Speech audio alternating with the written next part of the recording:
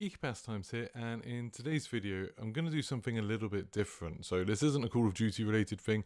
This is just talking about different ways that you could support your favorite content creator for free. So obviously, I'd love it if any of these applied to your connection to me and you wanted to use any of these things with me. That'd be amazing.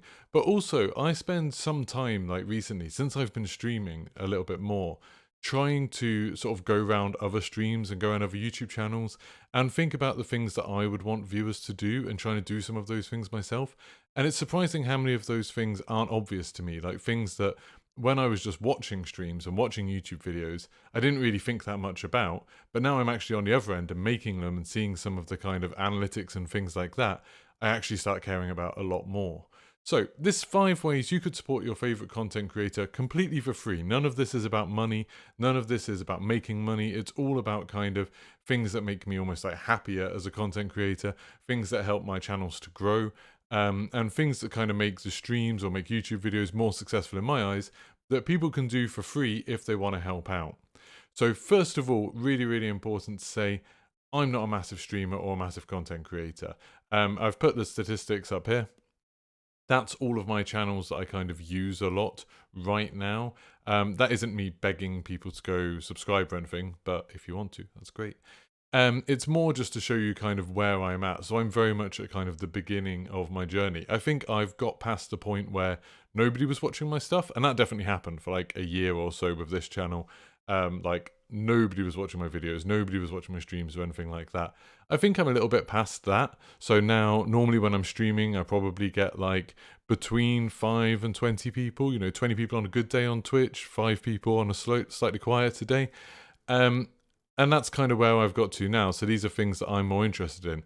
Obviously, if I had thousands of viewers, I'd probably be more thinking about how to monetize that and how to do things that would let me sort of not work anymore with my other job and just focus on content creation.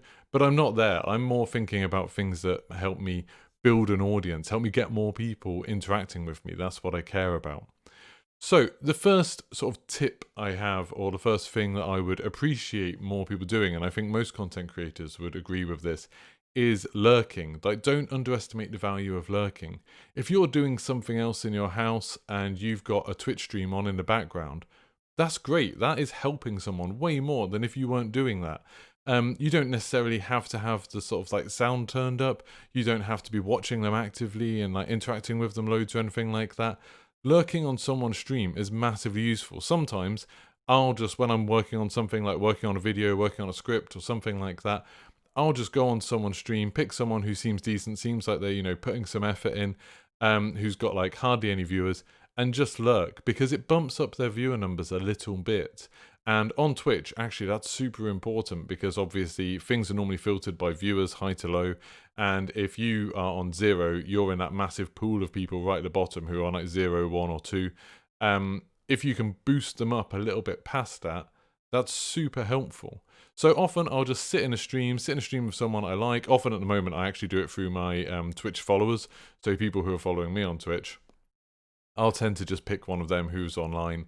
And, I don't do it for people who are doing stuff that's rubbish.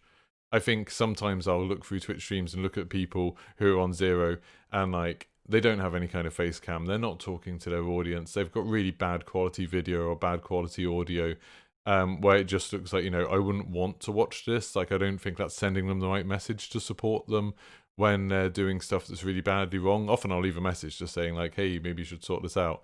But if I see someone who's obviously trying really hard, but just doesn't have the viewers yet, I'll just sit in their channel for a few hours. It's not costing me anything at all. My internet connection can cope with it. So, and it's probably helping them quite a lot. And I know some of my friends do it with me. Like some of my friends will just sort of leave my stream on in the background. And I appreciate that. Like it helps. So the second thing that you can do, which is like one step up from lurking, is chatting. Chatting is super useful. Now, this doesn't just apply to Twitch. This applies to YouTube and Twitter just as much. If you can interact with me, if you can like respond to questions I ask, if you can ask me questions, if you can talk to other people in the chat, like other people in the comments, That's really awesome, because that's kind of how a community gets started. That's how something gets built. And that's what encourages people to come back, because they want to chat to those same people that they saw before. I was really happy this morning. I was looking through my Twitter notifications and I saw this long thread where there's like two people talking about what their favorite Call of Duty game is. And that's awesome. There's nothing to do with me. Like, it's not really even in response to something that I posted that much. But it is a couple of people chatting in the sort of reply section to one of my tweets. They're just talking, and that's suddenly building up, all of the replies on my tweets. It gives people a sense that, this is somewhere where people talk about this kind of stuff. Other people might get involved, and it's super helpful.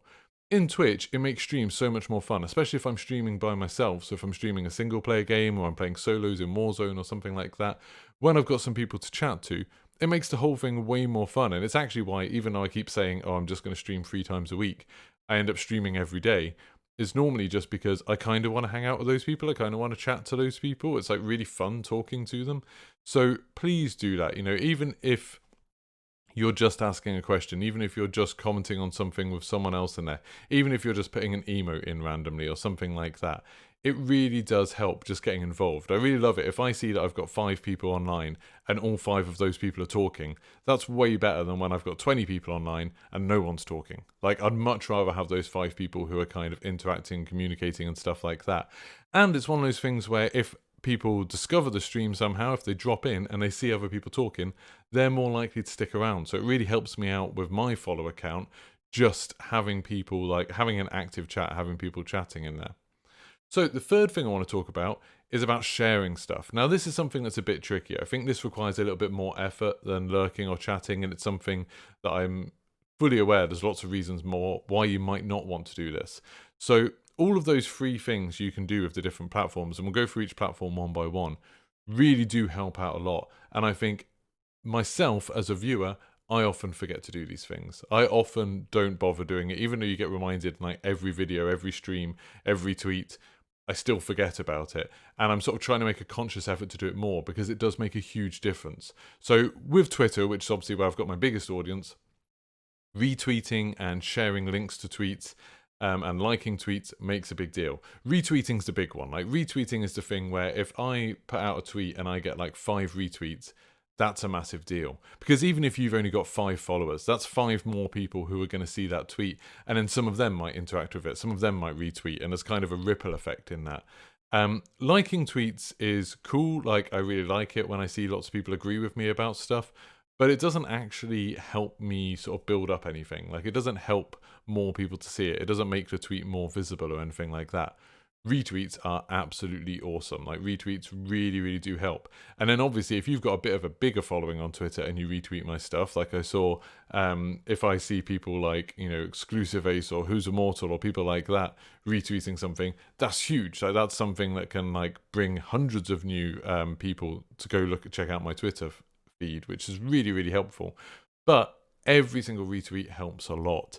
And it's one of those kind of knock-on effects where if someone sees lots of retweets on a tweet, I think they're more willing to retweet it as well. So yeah, definitely retweet when you can, and share it. If you share a link to a tweet, if you saw a tweet that you thought was interesting, or often, obviously I post things that I find in Call of Duty on Twitter a lot of the time. That's normally the first place I post stuff. Then if you copy a link to that tweet in a Discord or on Reddit or something like that, that's way more helpful to me than if you just copied the text I said. Because if you actually copy a link to the tweet, people can click on that and find out who I am and follow me if they want and stuff like that, or retweet it and share it themselves and all stuff like that. So that's really helpful. I really like it when I've seen people like Charlie Intel or Forbes or Gaming Bible or people like that, when they've written articles where they've used some of my information and have actually embedded the tweet. That's awesome. That's super helpful. Moving over to YouTube. On YouTube, again, liking videos is actually a bit more important on YouTube than it is on Twitter. If you like a video, it's pretty helpful, I think. There's often, like, whenever I post a video, the first sort of 10 viewers or so, there's nearly always like 4 people that like it and 1 person that dislikes it, no matter what it is. Even if it's like a 20-minute video, within the first minute, there will be someone who's just clicked dislike straight away. So to kind of balance that out, because I sort of see the percentages of how many people like it, it's really, really helpful if you do like it. I don't really know how much it does to discoverability, but I don't think it can hurt. Obviously, the big thing on YouTube is subscribing to the YouTube channel. That makes a massive difference. Turning notifications on so you see new videos. Obviously, only do that for ones where you don't want to get annoyed by it. I do tend to post videos most days, so if that's going to annoy you, don't bother. I'd much rather you were subscribed to me and just checked me out when something popped up that you thought was interesting. And then again, sharing stuff, like sharing links to videos is super useful. And engaging in the comments and everything like that, just like I was saying with the previous point about chatting, engaging in the comments, asking questions, stuff like that is super helpful on YouTube. Just because if you've got loads of comments underneath a video already, more people are willing to comment, I think, which is really helpful. I even like it when you see people just saying like first or notification squad. Stuff like that is really, really helpful. I really like it. So any kind of interaction with YouTube videos is super useful. But obviously subscribes is the big one. Like if you can subscribe to a YouTube channel that you like, that's the thing to chase after. At the moment on YouTube, I'm like way behind Twitter in the number of sort of followers or subscribers. And it'd be awesome if I could get those numbers up. And obviously if I get to 10,000 YouTube subscribers, which I'm hoping to do by Christmas, that's kind of my goal at the moment. They send you a shiny button which will make me feel like I've properly made it as a content creator. And stuff like that matters. Like stuff like that genuinely matters to people who are working on this sort of thing. Twitch is another really interesting one where Twitch doesn't have a way for you to like a stream, and I find that kind of annoying that streams are just organized by the number of people watching, not the number of people who have liked it. I think it's kind of one of the small failings of the platform. On Twitch, the big thing that you can do is obviously following. Like, following's a massive deal. There obviously are things that you can spend money on, so there's like cheering and subscribing and stuff like that. And while that's awesome, and I really appreciate people who are doing that, the follows are kind of the thing that helps me build up my brand the most. Like, the things that cost money are kind of very direct. They give me some money and then that encourages me to do more stuff. But building up follows or sharing my stream again, like sharing it out on Twitter or on Discords or things like that, just sending it to your friends, just texting your friends and saying like, hey, I'm watching this stream, it's pretty cool, check it out. Stuff like that is super useful because the big problem on Twitch is discoverability. Like, everyone says this on all of these advice videos. Like, it's really hard to be discovered on Twitch. That's partly why I do so much stuff on Twitter and YouTube. So being able to go over on Twitch and follow, and again, like looking at my Twitch followers compared to my Twitter followers, it's a tiny, tiny percentage. So it'd be awesome if people went over to Twitch and just sort of like followed. So then I get notifications if I go live. When I log into Twitch, I'll see on the side if I'm live anytime, and then they might come into the channel and watch stuff, which would be absolutely awesome. So yeah, following on Twitch is by far the biggest thing. But there are also kind of things that you can do where you just kind of use some of the free stuff on Twitch. Like, I have channel points on Twitch, and you can get involved with that, and lots of people do. It's really cool, where you can kind of set us missions if we're playing Warzone or highlight a message, stuff like that, which is useful. And that leads me on to the next point, which is number 4, interacting and asking questions. Like, on all of my platforms, if someone asks me a question, it's brilliant. Like, I'm at the sort of size at the moment in terms of following where I respond to pretty much everyone that asks a sensible question. Like, if someone wants to know something, I pretty much always reply. Or I try to. Sorry if I miss any. And while you're interacting and asking questions, obviously that's giving information to more people. That's like giving me a chance to talk about stuff. I have a tendency to talk too much, which is why this video is so long. And so sometimes I try and cut that back a little bit. And there's often more things I'd like to say, particularly about, like, Call of Duty rumors and stuff like that, or my favorite games or stuff like that I don't want to talk too much about, because it sounds a bit arrogant. But if someone asks me a question, then it makes it okay. And it's awesome, and it lets me sort of go off on one.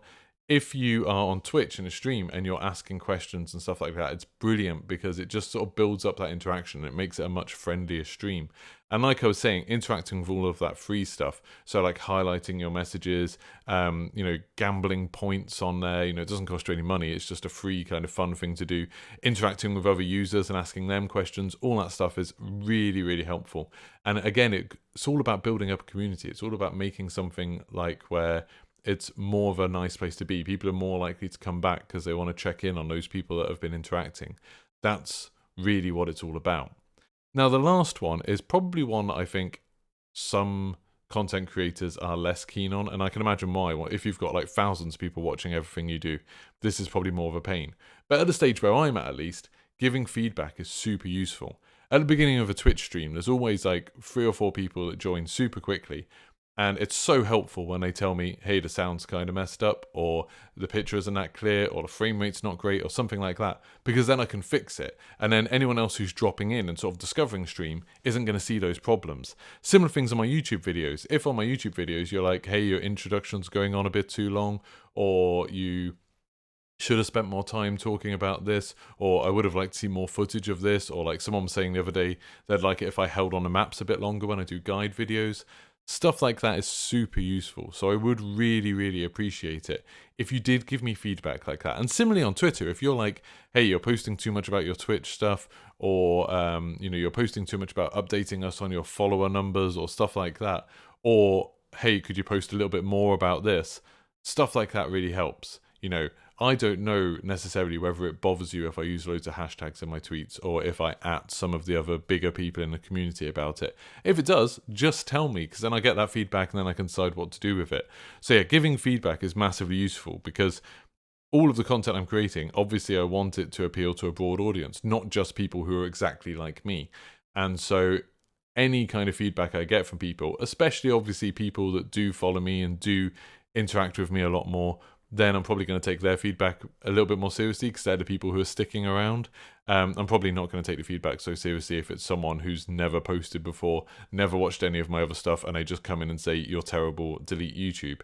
That's probably not so useful. But yeah, anything from people who have watched a load of my stuff and you want to tell me how to make it better, I appreciate it. Okay? So, hopefully this video hasn't been, too preachy or anything like that.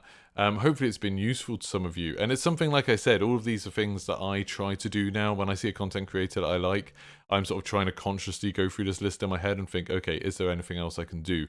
I'll drop into Twitch chats and I'll start just asking questions. I'll start interacting with people. I'll start replying to stuff that they're saying on stream. Just trying to get involved a little bit more. So thank you very much for watching. As always, please do like and subscribe. Do follow me on all of my socials. I really, really appreciate any of the support like that. And have a good day. Goodbye.